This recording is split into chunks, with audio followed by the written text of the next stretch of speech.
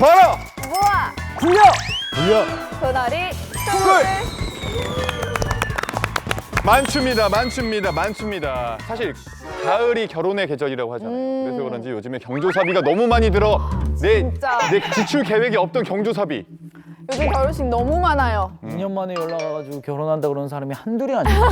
진짜. 아니 가실 때 가시더라도 미리미리 얘기 좀 해주세요. 언제 가실 거예요? 저요? 얘기 좀 해주세요. 나 들은 게 있어. 아니, 나 들은 게 있어. 또 시작이다. 얼마 전에 네. 이상화 강남 씨 결혼식에서 부케를 받으셨다고.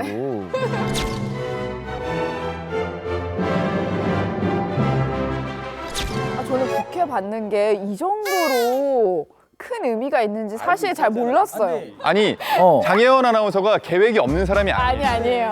아니, 도너리 스쿨 쭉 해야죠. 볼게요. 예, 뭐. 이거 자료화면 남겨주세요. 오늘의 혹시 수업 주제가 축의금인가요? 축의금은 아니고 금방 계획이라고 말씀하셨잖아요. 네. 뭐 인생이 계획대로 되진 않지만 그래도 계획은 좀 세워봐야 되지 않을까 해서 오늘은 계획에 대해서 얘기를 좀 해보려고 합니다. 이게 무슨 말씀이신지 아직 잘. 정말 말도 안 되는 연결이죠, 지금. 네. 뭐 약간 기적의 논리긴 한데요. 네. 그 미국의 한 매체가 MBA를 수강하는 학생들을 쭉 이제 추적 조사를 해봤는데 나중에 계획이 있는 사람과 없는 사람의 소득이 10배 정도 차이 난다는 그 조사 결과도 있었어요. 돈도 마찬가지입니다. 예, 그래서 계획이라는 게 다소 막연하다 하더라도 꼭 있었으면 좋겠다는 마음에 말씀드리고 맞아. 싶어요. 왜냐면은 제가 한 작년까지만 해도 앨범을 낼 거란 생각을 안 했어요. 근데 올해는 뭔가 앨범을 내야겠다는 생각을 하고 정확하게 곡수를 정해놓고 작업에 들어갔거든요. 그랬더니 되는 거야, 이게. 그러니까 이렇게 계획이 있어야지 뭔가 되니까 계획을 좀 세우세요, 윤상 씨도. 이 멘트도 계획적인 멘트인가요, 그럼? 앨범 홍보를 위한? 도너리 스쿨에서만큼은 진짜 경제 이야기를 하고 싶은 거예요. 아, 쓰지 마, 쓰지 마. 앨범 수익이 당신의 경제와 직결되지 아, 않아요? 아, 쓰지 마, 쓰지 마, 쓰지 마. 앨범 언제 나오나요? 11월 20일 쓰지 마. 혹시 그때 무슨 날이죠? 제 생일이요. 쓰지 마. 20곡인데, 알겠습니다. 20곡인데. 아, 아우, 안 쓸게요. 계획적이야. 아, 진짜 웃긴다. 잘 모으겠어, 돈. 세계적인 비즈니스 컨설턴트 중에 브라이언 트레이시라고 아실 거예요. 브라이언 트레이시. 트레이시. 목표는 막연한 꿈이 아니라 실현의 기술이다. 돈이라는 것도 구체적인 목표를 세우는 게 굉장히 중요하다는 거죠. 오늘 그럼 그 기술을 선생님이 좀 알려주시는 건가요? 네, 저희는 도너리 스쿨이니까 돈을 얼마나 모아야 되는지 구체적인 계획 수립하는 거. 오, 네. 오! 좋아요, 좋아요. 이거 이게 좋아. 사실 조금 막연하잖아요. 그게 막 모르겠어. 얼마를 모아야 되는지. 또 투자와 저축을 또 어떻게 나눠야 맞아, 돼요? 맞아. 네, 그걸 오늘 정리해드릴게요. 오, 좋습니다. 제가 알기로는 막 차 같은 경우는 내 연봉의 10%. 그리고 시계 같은 경우는 내 재산의 1%면 시계를 사라. 뭐 이런 얘기들을 들었어요. 그걸 어떤 사람이 해준 줄 아세요? 도끼? 아니, 저분이 하셨어요. 진짜? 네, 우리 수업 같이 들었잖아, 예전에. 우리 수업 같이 들었잖아. 나 우리 아빠한테 들었는데? 아니야. 혹시 아버지가 본쌤이 보셨다. 아빠예요? 아버님이 구독자신 거예요. 아버지가 보셨네요. 그래서 오늘은 소득에 따라 이제 머니 로드맵을 이제 한번 제시해 보도록 하겠습니다. 와우. 이거 궁금했어. 저도 궁금했어요. 맞아요. 자, 그러면 오늘은 어떤 분이 도너리 스쿨 앞으로 어떤 재미있는 사연을 보내주셨을지 확인해 보도록 하겠습니다. 네, 오늘은 그 어렵다는 2년간의 헤어 보조 스텝을 마치고 정식 디자이너가 된 20대 여성분의 사연 만나보겠습니다. 2년 동안의 힘든 보조 스텝을 거쳐 얼마 전 드디어 정식 헤어 디자이너가 되었습니다. 스텝 시절엔 지금 버는 돈에서 딱 2배만 더 벌면 돈도 지금보다 더 많이 모으고 제가 하고 싶은 모든 꿈을 다 이룰 수 있을 줄만 알았죠. 시험만 하면 되는 줄 알았어요. 다들 다들 그렇죠.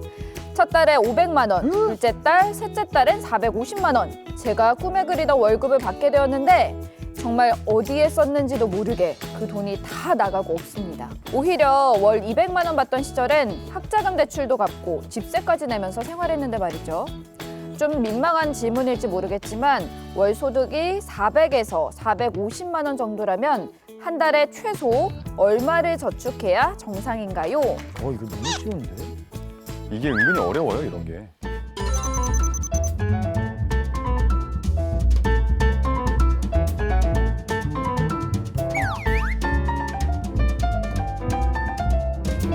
(400에서 450이면) 상당히 많은 금액이에요. 이게 2년 동안 보조 스텝을 거쳐서 헤어 디자이너가 바로 된 거면 생각보다 그래도 엄청 잘 풀린 케이스. 승진을 빨리 한 케이스인데.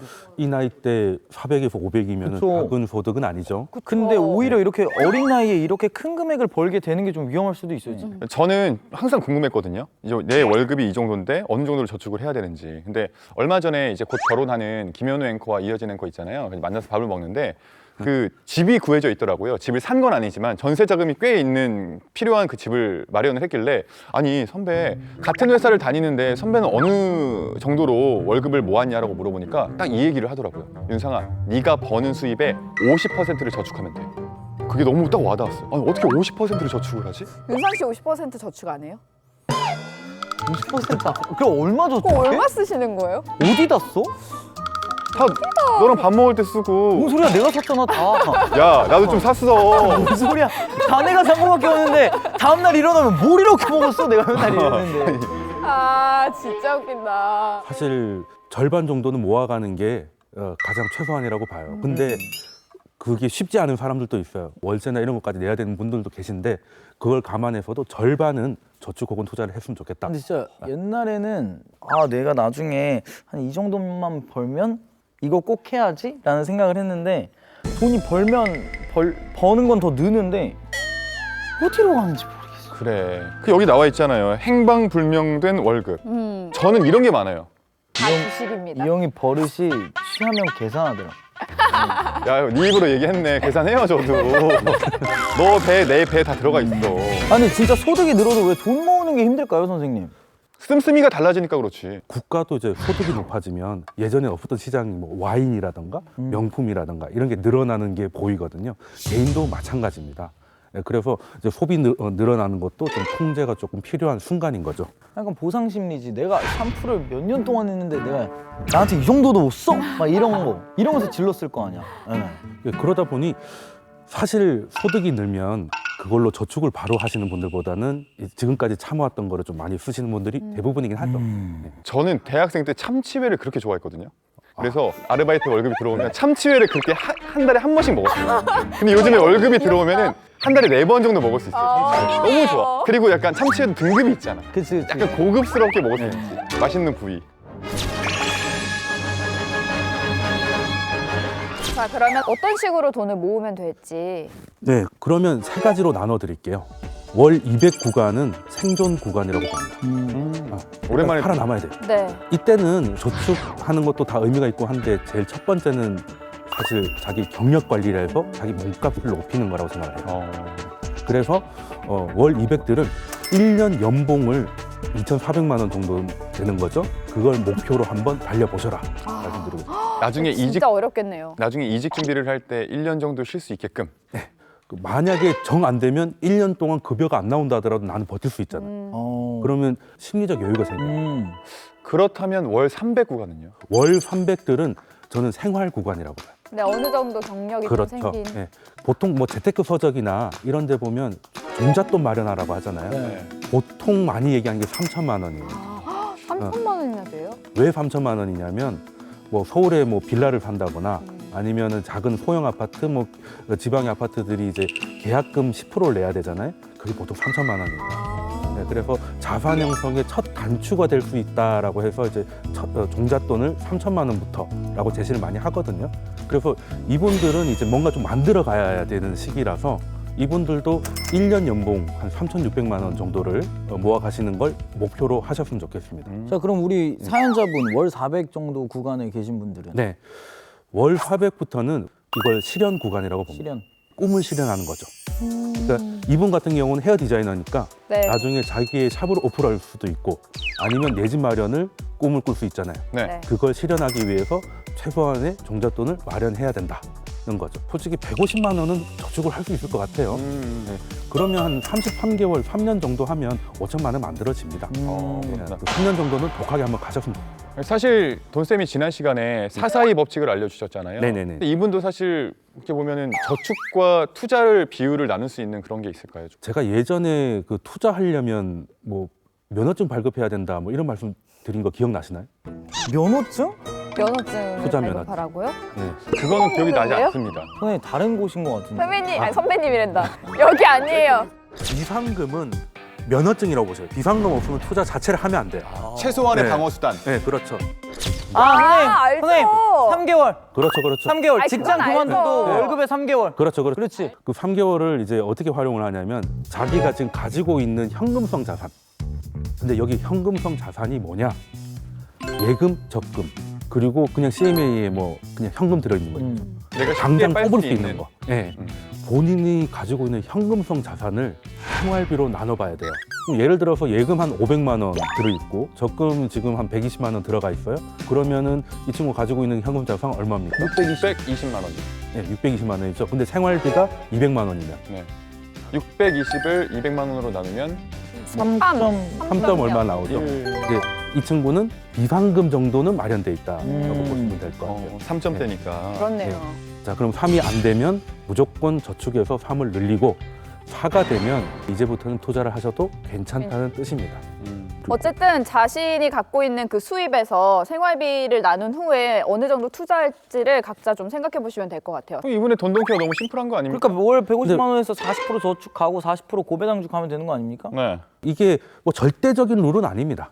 절대적인 룰은 아닌데 아무 계획도 없다 보면 사람이 긴장감도 가질 수가 없고 목표를 다가갈 수가 없으니까 그냥 가이드라인을 제시를 해드리니 이걸 가지고 한번 달려보셔라 라는 거예요. 그럼 네. 이분에게 조언은 어쨌든 투자하기보다는 지금은 그 1년치 연봉을 모아놓는 게 좋다 이건가요? 첫 번째 스텝은 3개월 생활비는 무조건 현금 확보.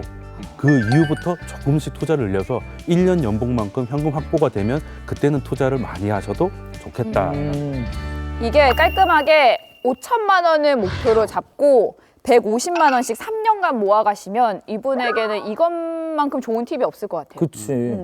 그리고 만약에 좀 더 이렇게 투자를 하다가 좀 더 여윳돈이 남는다. 그럼 그 남는 돈을 또 그렇죠. 저축을 해도 그렇죠. 되고. 4단계 3년이면 풍어를 읊는다라고 딘딘이 약간 이제 좀 어느 정도 케어를 할 줄 아는 것 같아. 돈돈 케어가 아니라 이제 딘딘 케어도 나올 때가 되지 않았나. 아니 저는 이제 개인적으로 딘딘 케어 프로그램을 하고 있어요. 네. 이제 딘딘의 래퍼- 솔루션 법칙? 이제 래퍼 친구들이 신인 래퍼 친구들이 갑자기 돈을 벌기 시작합니다. 그럼 갑자기 차를 산다고 그래요. 그 안 좋은 예를 보고 막 무슨 막 플렉스 해야죠 형. 정신 나간 소리 하지 마라. 네 인생을 플렉스해라. 야, 너 지금부터 이거 투자하고 너 이거 한 다음에 이거 해가지고 이렇게 해야 돼. 월마다 이렇게 굴려라고 하면은 아, 형 너무 꼰대 같아요. 이러는데 시간 지나고 저한테 와요. 형, 그때 형 말을 들었어야 돼요. 귀에 쏙쏙 들어오는데.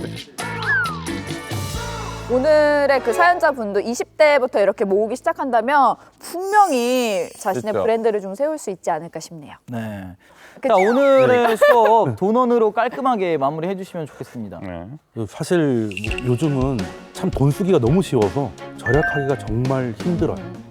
네, 돈 벌기도 어렵지만 절약하기가 참 힘듭니다. 그래서 예전 기준으로는 약간 찌질해야 절약이 가능할 정도라서 이제는 목표가 뚜렷하지 않으면 그냥 나가게 돼 있어요. 맞아. 요즘은 뭐 소확행도 바뀌어가지고 소비야말로 확실한 행복이다. 이런 말도 있고요. 무섭다. 소비야말로 확실한 행복. 살까 말까의 고민은 배송만 늦출 뿐이다. 맞아, 살까 맞아. 말까의 고민은 배송만. 어차피 살 거란 말이야. 명언이거든 그것도. 오늘의 돈원은요? 네, 어린 왕자를 쓴 생텍쥐베리의 말을 좀 빌려오겠습니다. 나 알 것 같아.